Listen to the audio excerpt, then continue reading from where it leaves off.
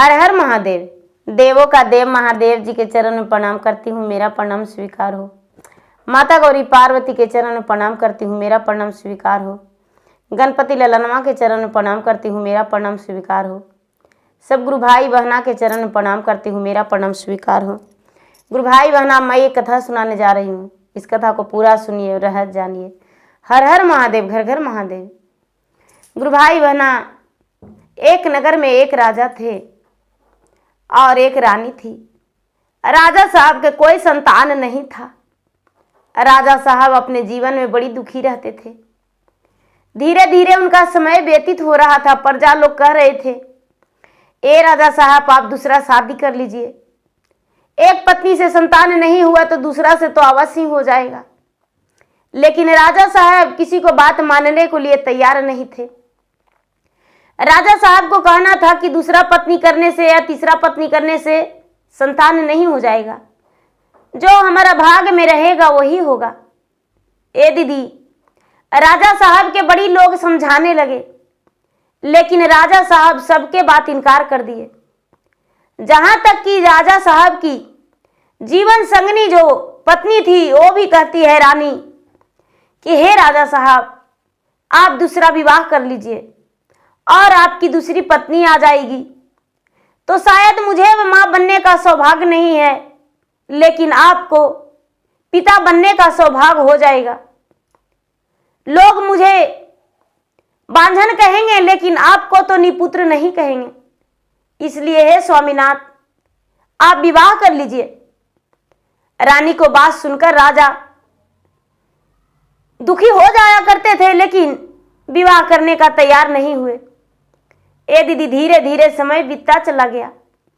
समय बीतते बीतते कई वर्ष हो गया। राजा साहब बिल्कुल निराश हो गए। राजा जो थे भगवान के भक्त थे। रानी एक बार बोली कि हे स्वामीनाथ, आप तो भगवान के भक्त हैं, भगवान से कुछ मांगते, शायद भगवान जो सुन लेते पुकार तो अच्छा रहता। राजा जी जो थे, राजा जी मंदिर गए और मंदिर में भगवान के अर्जी लगाए कि हे भगवान, हे महादेव, आप तो अंतर्यामी हैं, आप तो दुनिया में सबको देते हैं, लेकिन हे भगवान, हमको काहे नहीं दीजिएगा। शिव गुरु चारों नगरिया तू देख लू हो, कि शिव गुरु नगर में कैलुई जोरन महलिया मोरा सुन है जी। शिव गुरु नगर में हाई जोर महलिया मोरा सुन है जी। देख ही पूर्व पश्चिम तो देख ते सुहामन जी। शिव गुरु निरखिया पन गोदिया तो गोदिया मुर्भ यामन जी। शिव गुरु निरखिया पन गोदिया तो गोदिया मुर्भ यामन जी। बागिया बगैचा पंछी बोले, कोयलिया कुहा के दिन रात जी। बगिया बगैचा पंछी बोले, कोयलिया दिन रात कुह के जी। शिव गुरु बालक बिन रोवेली बा, झिनिया नयनवा दिन रात ढारे जी। शिव गुरु बालक बिन रोवेला बा, झिनिया नयनवा नीरा लोर ढारे जी। राजा जो है भगवान से विनती करें कि हे भगवान, हम चारों तरफ देखते हैं इंजोला है, लेकिन जब मेरा महल ही सूना है तो हमें कुछ नहीं दिखाई देता है। पूरब पश्चिम उत्तर दक्षिण चारों दिशा देखते हैं तो हरा भरा है, लेकिन मेरा ही गोद है जो सूना है। हे भगवान, बागों बगीचा में जाते हैं तो पंछी चहचहाती है, कोयल कुहकती है, लेकिन मेरा पत्नी एक बांझन है और बांझन जो है तो रात दिन आंसू गिराती है। हे भगवान, कुछ तो आप कीजिए जिसमें मेरा पत्नी का कोई संतान हो। राजा साहब अर्जी लगा रहे थे, भगवान के सामने गिड़गिड़ा रहे थे, भीख मांग रहे थे अपने दया के। भगवान जो थे राजा का पुकार सुने और भगवान चल दिए ब्रह्मा जी के पास। शंकर भगवान चल दिए ब्रह्मा जी के पास। ब्रह्मा जी से कहते हैं दीदी कि हे ब्रह्मा जी, मेरा एक पृथ्वी पे भक्त है और वो निसंतान है, क्या उसके भाग्य में संतान नहीं है? तो ब्रह्मा जी उनके कल के बारे में देखने लगे। देखते देखते कहते हैं कि हे शंकर महाराज, और राजा के अंश में एक पुत्र है, लेकिन जिस दिन राजा का पुत्र जन्म लेगा तो 1 साल पूरे होगा और राजा जो हैं किसी कारणवश मर जाएंगे, राजा के मृत्यु हो जाएगा। ये बात सुनकर भगवान जो थे शंकर भगवान लौट कर आ गए और राजा के पास दर्शन दे दिए। जब राजा के पास दर्शन दे दिए दीदी, तो राजा जो है राजा बड़े खुश हो गए। हे महाराज, आपके दर्शन पाकर मेरा जीवन धन्य हो गया। भगवान कहते हैं मांगो कोई वर मांगो। राजा कहते हैं बड़े लालाई से, बड़े उत्साह से हम आए हैं आपके शरण में और मुझे पुत्र फल दे दीजिए, इसके अलावा और कुछ मुझे नहीं चाहिए। ए भैया, जब ऐसा बात राजा बोले तो भगवान कहते हैं कि हे राजन, कहते हुए मुझे बहुत दुख हो रहा है, लेकिन कहना तो जरूरी पड़ेगा। हम अवश्य कहेंगे संतान तुम्हें होगा, संतान सुख है, लेकिन संतान होने के बाद या तो तुम्हारा मृत्यु हो जाएगा, या तो तुम्हारा पत्नी का मृत्यु हो जाएगा, या तो तुम्हारा बच्चे का। क्या तुम सहने को लिए तैयार हो? राजा साहब इस बात को सुनकर कहने लगे कि हे महाराज, हे महात्मा, हे भगवान, मुझे मंजूर है, कोई बात नहीं, संतान तो हो जाएगा, बांझन का नाम छूट जाएगा। भगवान जो थे बभूत दे दिए चुटकी पर उठा के और कहने लगे कि लीजिए, अपना दोनों पति पत्नी बंटवारा करके गिलास में पानी डाल के और पी जाइएगा। भगवान जो थे भगवान बभूत दे दिए दीदी, और राजा जो थे राजा बभूत लेकर अपने पत्नी के पास आए और पत्नी के कहते हैं कि लो लो लो, बार बार कहती थी कि हम बांझन हैं, लो बांझन का नाम तुम्हारा टूट जाएगा, छूट जाएगा, ये बभूत पानी में डालकर पी लो। ए दीदी, ये बात सुनकर रानी जार बेजार रोने लगी, जार बेजार रोने लगी। भगवान से कहती है कि हे भगवान, सारी संसार मुझे बांझी कहती थी, सब लोग बांझी कहते थे, लेकिन मुझे दुख नहीं लगता था। आज मेरे पति ही मेरा बांझन शब्द निकाल दिए। आज मेरा पति चाहे जिस रूप से मुझे बांझन कह दिए, जो कि इन्हें मेरा विपत्ति में साथ देना चाहिए। राजा अपने पत्नी को आंसू पोंछते हुए कहने लगे कि नहीं प्यारी, हम तुम्हें बांझ नहीं बोले, बस बांझ के नाम छूट जाएगा, ए बभूत खा लो। रानी धैर्य धरते हुए वो बभूत ले ली दीदी। अब बभूत लेके गिलास में पानी डाल के अब बभूत डाल दी और बभूत डाल के वो पी गई। जब पी गई दीदी, धीरे धीरे समय बीतता गया। रानी जो थी गर्भ से थी, गर्भवती रह गई। राजा को पता चला कि मेरा पत्नी गर्भवती है। राजा साहब बड़ी खुश हो गए। राजा साहब किसी से नहीं बताए कि मेरा भगवान से दर्शन हुआ था और हम 3 में 1 ही रहेंगे। धीरे धीरे 9वां महीना बीत गया दीदी। 10वां महीना में बच्चा जन्म लिया। जब 10वां महीना में जन्म लिया तो रानी अपना खुशी मनाई, बहुत खुश हुई कि मेरा घर में संतान जन्म लिया। लेकिन राजा जो है, राजा बड़े मन ही मन दुखी थे कि 3 प्राणी में एक प्राणी का तो जीवन चल जाएगा, 2 ही प्राणी जीवित रहेंगे। अब कौन 2 रहेगा क्या पता।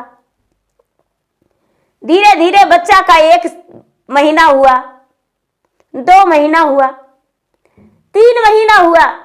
दीदी राजा साहब क्या करते थे, जब बच्चा का 1 महीना हुआ तो 1 तुलसी का गाछ लगा दिए, बच्चा का 2 महीना हुआ तो 2 तुलसी का गाछ लगा दिए, 3 महीना हुआ तो 3 पेड़ लगा दिए, 4 महीना हुआ तो 4 पेड़ लगा दिए, 5 महीना में 5वां पेड़ लगा दिए, 6ठा में 6ठा पेड़ दीदी, 7वां में 7वां पेड़ दीदी, 8वां महीना में 8वां पेड़ तुलसी का, 9वां महीना में 9वां पेड़ तुलसी का, 10वां महीना में 10वां पेड़, 11वां महीना में 11वां पेड़, 12वां महीना में 12वां पेड़।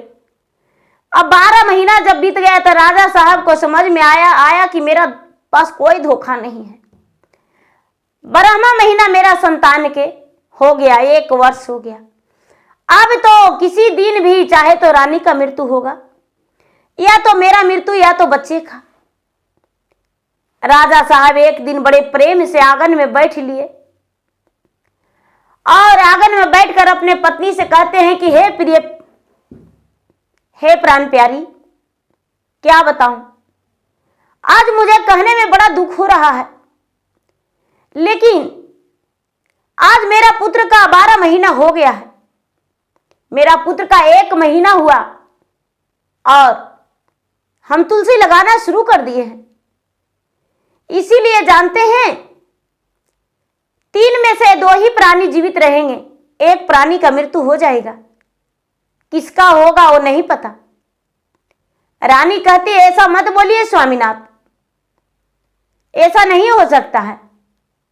रानी का बात सुनकर राजा कहते हैं कि नहीं, ऐसा ही होगा, क्योंकि भगवान स्वयं मुझे दर्शन देकर ऐसा बताए थे। रानी कहती है कि तो ठीक है, ऐसा ही होगा, तो भगवान की माया। रानी के कहना कह दी, राजा भी कह दिए। राजा जो थे दीदी प्रतिदिन जंगल में शिकार करने जाते थे, प्रतिदिन जंगल में शिकार करने जाते थे।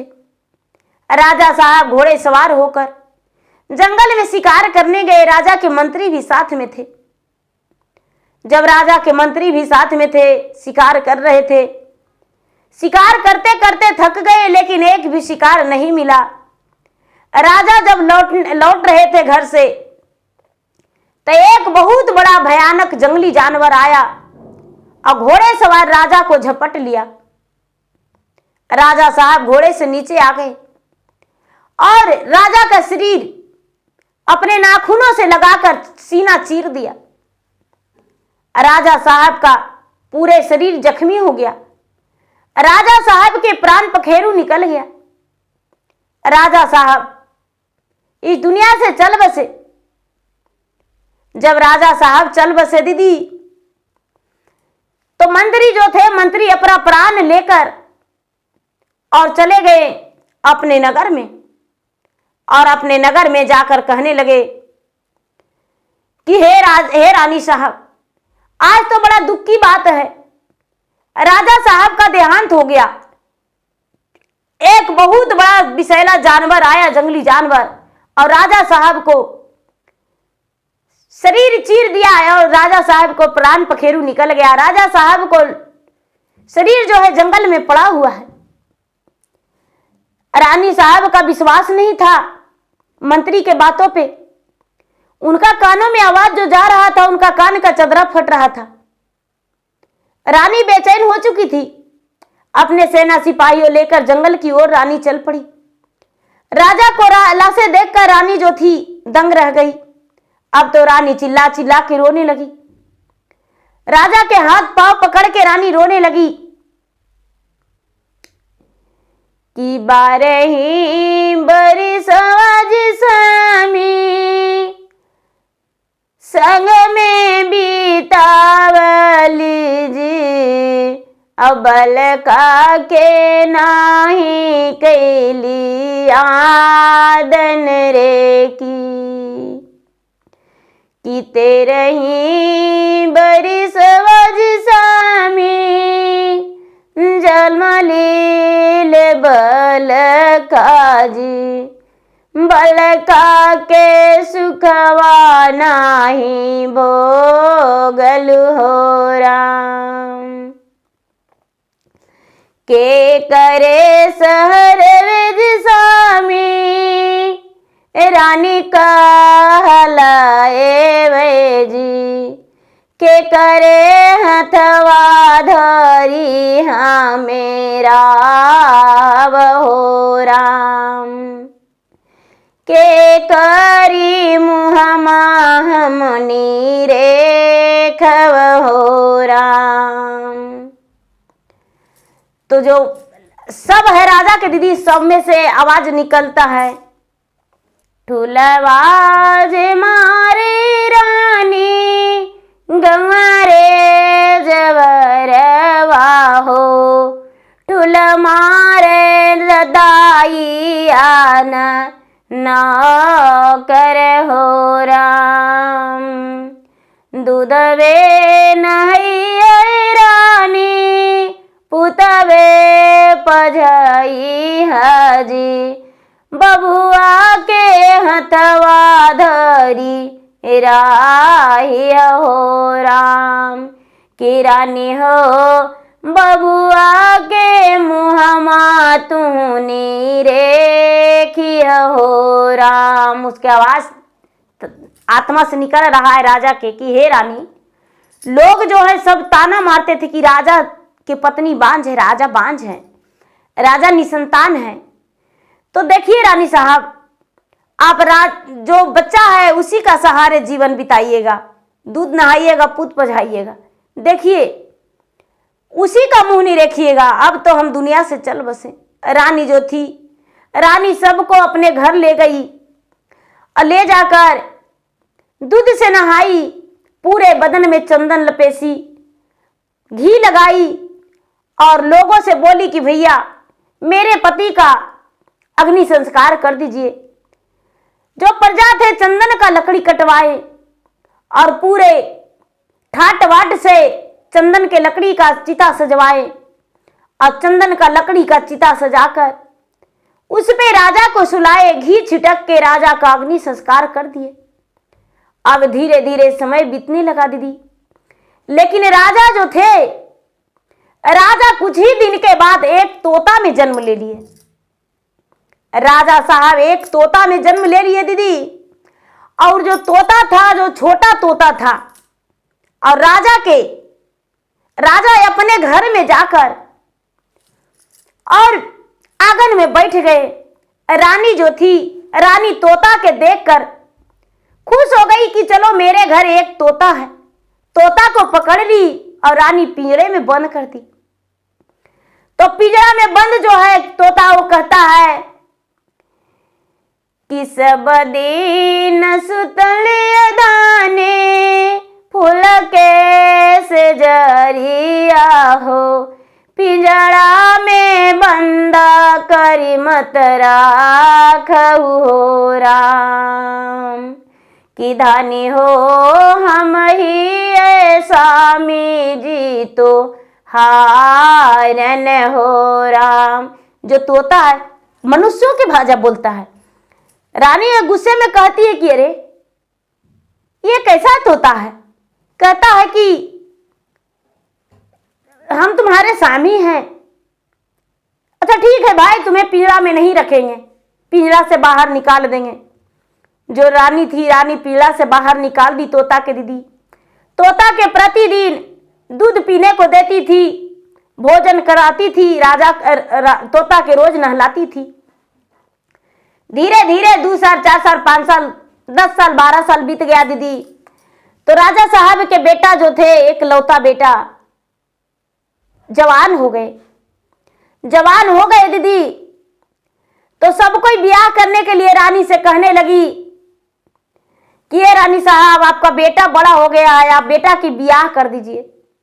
रानी कहने लगी कि ठीक है ब्याह कर देंगे। तोता से पूछी रानी की क्या तोता राज, हम राजकुमार को विवाह कर दिए, विवाह योग हो गया है।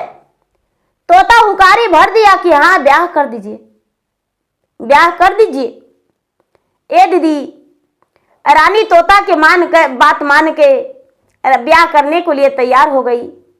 राजकुमार के ब्याह कर दी, राजकुमार के ब्याह कर दी। तब राजकुमार की पत्नी आ गई।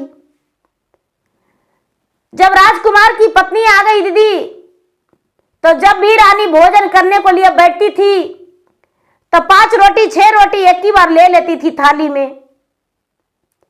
एक रोटी निकाल के सबसे पहले तोता के देती थी, एक रोटी निकाल के गौ माता को देती थी, और एक रोटी निकाल के रखती थी जो भोजन के बाद कुत्ते को दे देती थी।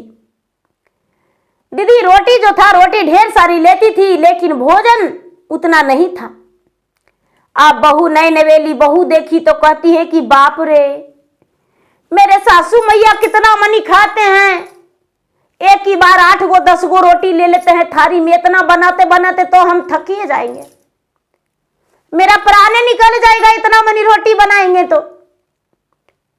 मन ही मन वो दुखी है कि हे भगवान, इतना मनी रोटी हम नहीं बनाएंगे। मेरे माताजी पिताजी तो सोचे थे कि छोटा परिवार है, 3 परिवार का खाना बनाना पड़ेगा, लेकिन मेरे सासू माँ तो 5 गो के बदले अकेले खाते हैं। ए दीदी क्या करती बहू कि सुबह उठने में भी लेट कर देती, 10 बजे उठती, जब तक बेचारी रानी भोजन बना के और रेडी करके रखती। शाम होता तो शाम में कहती है माँ जी हमको सर दर्द कर रहा है, हमसे भोजन नहीं बनेगा माँ, तो रानी बना के रखती। धीरे धीरे धीरे धीरे वैसा ही बीतते बीतते जब रानी काम करती थी तो जो तोता था, तोता हाथ पे मारता था कि तुम ही कर रही हो, अपने बहू के करने बोलो, बहू करेगी, बहू क्यों नहीं करेगी, बहू करेगी, बहू आई है किस लिए। तोता जो था महादेव के भक्त था दीदी। तोता राजा पहले भी महादेव के भक्त थे, और जब मृत्यु हुआ तोता घर में जन्म लिए तो वो भी महादेव के भक्त। तोता प्रतिदिन मंदिर जाता था, कहता था कि हे भगवान, एक तो समय से पहले हम अपने पत्नी को छोड़ दिए, मेरा पत्नी मुझसे दूर हो गई, अब कितना दुख दे रहे हैं भगवान, मेरा पत्नी को इतना दुखी क्यों कर रहे हैं। हे भगवान उसे सुख दीजिए, उसे जीवन में इतना दुख मत दीजिए। धीरे धीरे समय बीत रहा था, लेकिन बहू खाना नहीं बनाती थी। एक दिन रानी बीमार पड़ गई दीदी। जब बीमार पड़ गई तो बीमार पड़ते कई दिन रह गई, 4 दिन 8 दिन 10 दिन रह गई, 15 दिन महीना दिन तक वो काम नहीं की रानी। अब जो रानी के बहू थी उसको काम करना पड़ा। जब काम करना पड़ा दीदी, तो ये जो रानी है वो सोचती थी कि चलो क्या है, ज्यादा काम तो है नहीं, बहू कर लेगी। भोजन बनाते बनाते ये थक जाती थी, भोजन बनाते बनाते थक जाती थी। एक दिन अपना पति पे आटा चकुला बेलन फेंक दी और कहती है कि अगिया लगे वो जिसमी महलाय टारिया जी कि बाजड़ पर सारी संपत्ति हो राम, तोहरी मतरिया जी खासा में खातिन 10 रोटिया जी, हमारा से नाही बनत भोजानिया हो राम। कहती है कि आग लगा देंगे बिल्डिंग में, अब बजर पड़ेगा ये धन संपत्ति। आपके माता हैं जो 10 रोटी खाते हैं, आपका भोजन अपना भोजन बनाते बनाते हम थक जाते हैं। एगो सूगा है वो भी दिन भर में 2 रोटी खा जाता है, उसको भी मुड़ी मरोड़ देंगे। हम आपके घर में नहीं रहेंगे, नहीं तो माँ से बंटवारा करके रहिएगा तब रहेंगे, और नहीं तो नहीं रहेंगे। जो बेटा है वो कहता है कि हे भगवान, अपना माँ को कैसे कहेंगे कि माँ तुम अपना भोजन बनाओ, हम अपना भोजन बनाएंगे, कैसे कहें, हमको तो समझ में नहीं आ रहा है। दीदी 2-4 दिन 8 दिन बीता, पत्नी रोज अपना पति को धमकाती, डराती, चिल्लाती, भुगती। एक दिन के बात है दीदी, रोज रोज के उलझन से बचने के लिए राजकुमार अपने माँ से बोला कि ये माँ, तुम्हारा बुढ़ापा जो है वो बड़ी भारी पड़ रहा है हम पर, इसीलिए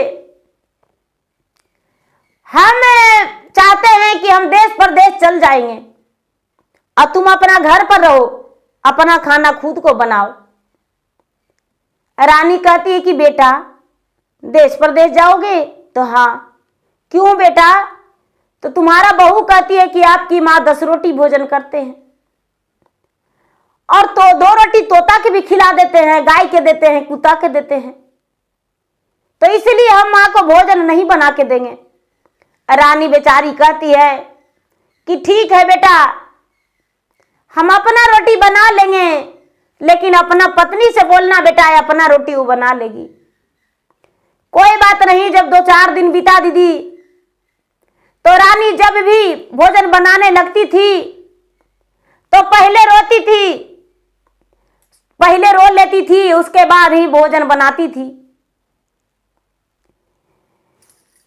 एक मान कर रे सुगवा खई जहरवा रे, किया हो रामा दोसर माना जमुना डूबी मारी रे, की तेसर मान कर रे सुगना घर ही मेरा ही रे, कि चौथे माना कारा माँ के लिखल रे की।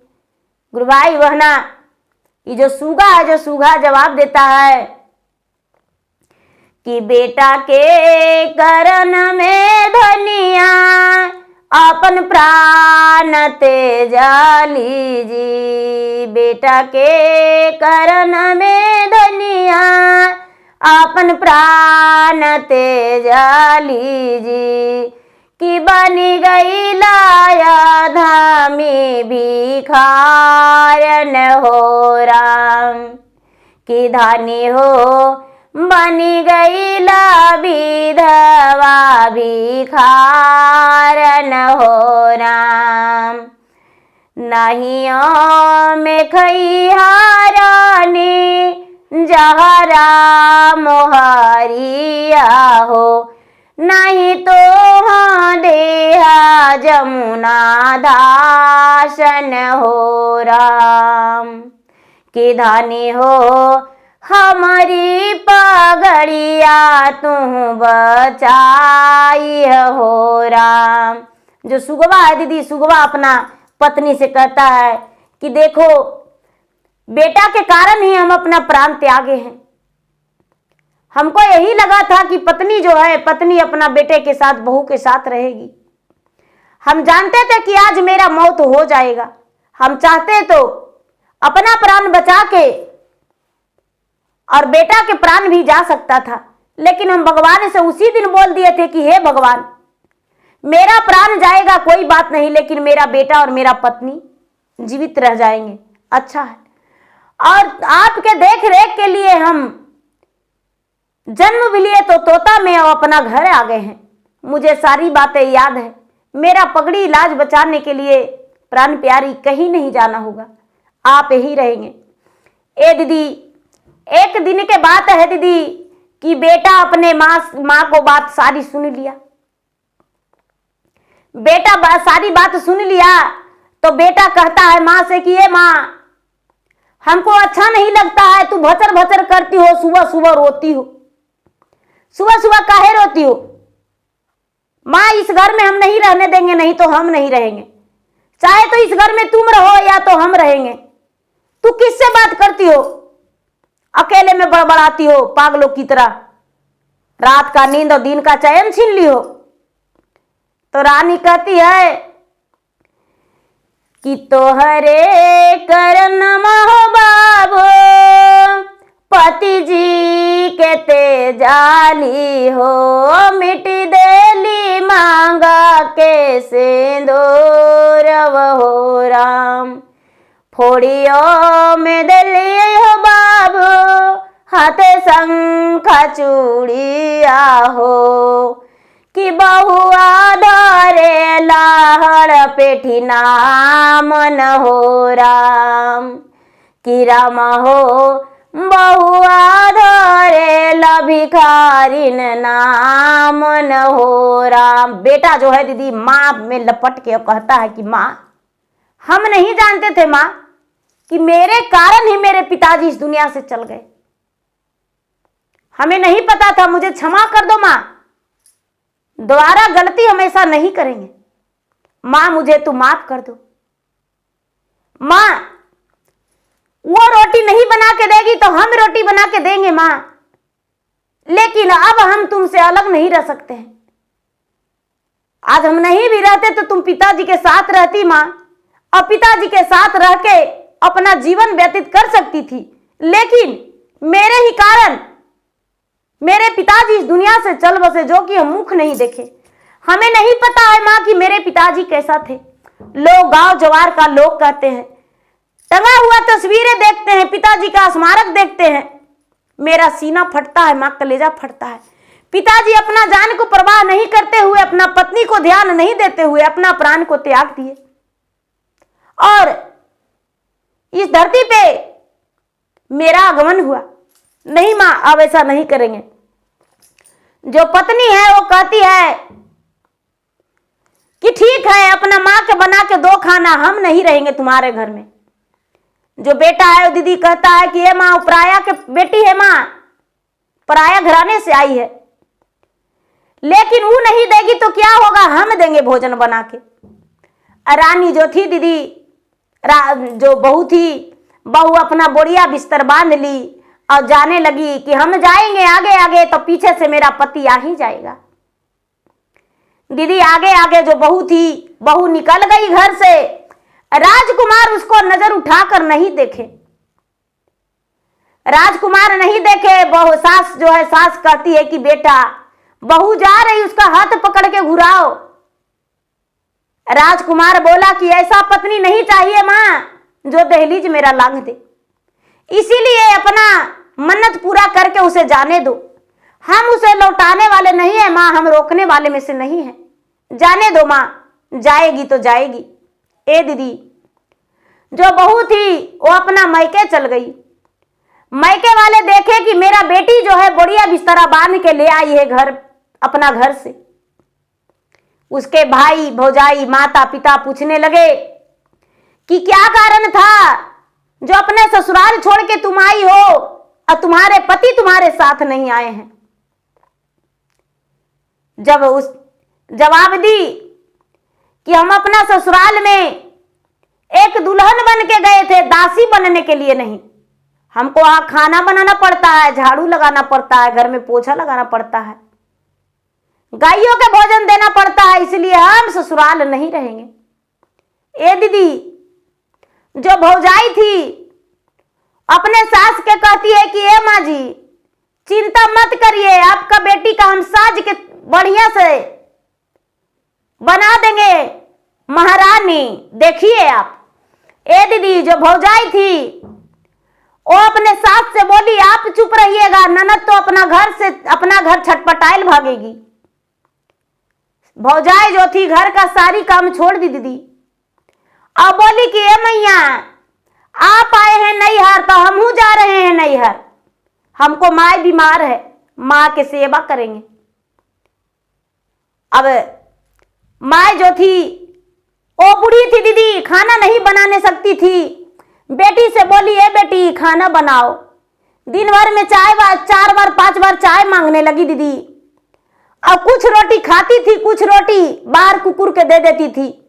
खाना बनाते बनाते बेटी परेशान हो गई। 4 से 8 दिन हुआ दीदी, तो वहां से बहू लोगों को भेजाई कि देख लाइए मेरा ननद है या चल गई। यहाँ लोग आए तो कहते आपके ननद है ये हैं। देखने वाले फिर लौट के चल गए दीदी। अब 4 से 8 दिन 15 दिन 20 दिन हुआ तो अपना माँ से कहती है कि ये माँ, जे तुम्हारे घर में हम नौकरानी बन के करेंगे वो अपना घर जाके काम नहीं करेंगे माँ, हम तुम्हारे घर में नहीं रहेंगे, हम अपना घर चल जाएंगे। इससे अच्छा तो हमको सास थी कि आधा से ज्यादा काम करके देती थी। हमको भौजाए हो अपना मैके चल गई, और तुम जो हो एक काम नहीं करके देती हो। हम अपना घर जाएंगे माँ, मुझसे गलती हो गया कि हम तुम्हारे पास आए हैं। माँ बोली कि बेटी तुम्हें सबक सिखाने के लिए सब किया गया। ससुराल जो है वो ससुराल किसी का घर नहीं होता है, अपना घर होता है।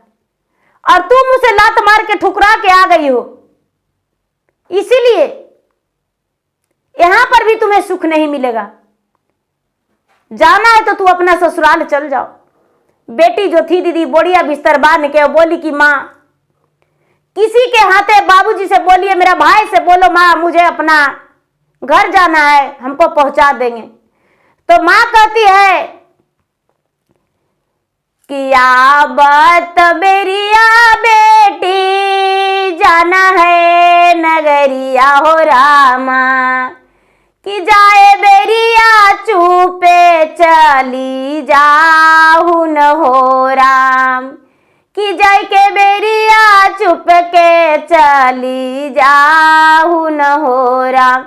राजा घर के बेटिया हो रामा, राजा घर पुतोहिया हो, कैसे तू बना लू भगोड़न हो राम। माँ ये कह रही है कि तू भगोड़ कैसे बन गई, कोई नहीं पहुंचाने जाएंगे। जब तुम आई तो लोग जान गए कि फन्ना की बेटी भाग के आई है, तो पहुंचाने कौन जाएंगे। तुम्हारा ससुराल में वहां सब लोग बोलेंगे कि राजघराने की बेटी और बहू भाग के जाएगी।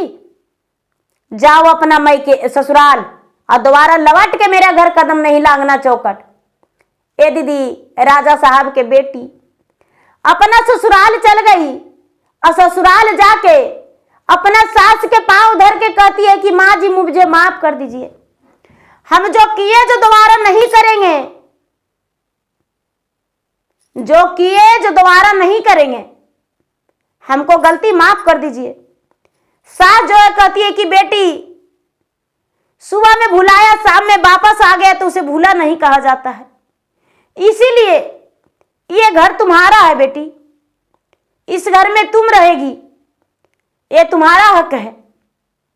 रहो अपने पति के साथ खुश रहो। बेटी जब मेरा संतान नहीं था तो चारों धाम किए, तीर्थ यात्रा घूमे, पूजा पाठ करवाए, मेरा संतान नहीं हुआ। लेकिन जब मेरे पति तपस्या अर्जी लगाए भगवान के पास तो भगवान बोले कि चाहे तुम्हारा पुत्र का मृत्यु होगा, चाहे तो तुम्हारा बेटा का या तो तुम्हारा पत्नी का। तो मेरा पति बोले कि नहीं भगवान, मेरा मृत्यु हो जाएगा और मेरा पत्नी और मेरा बेटा जीवित रहेगा इस संसार में।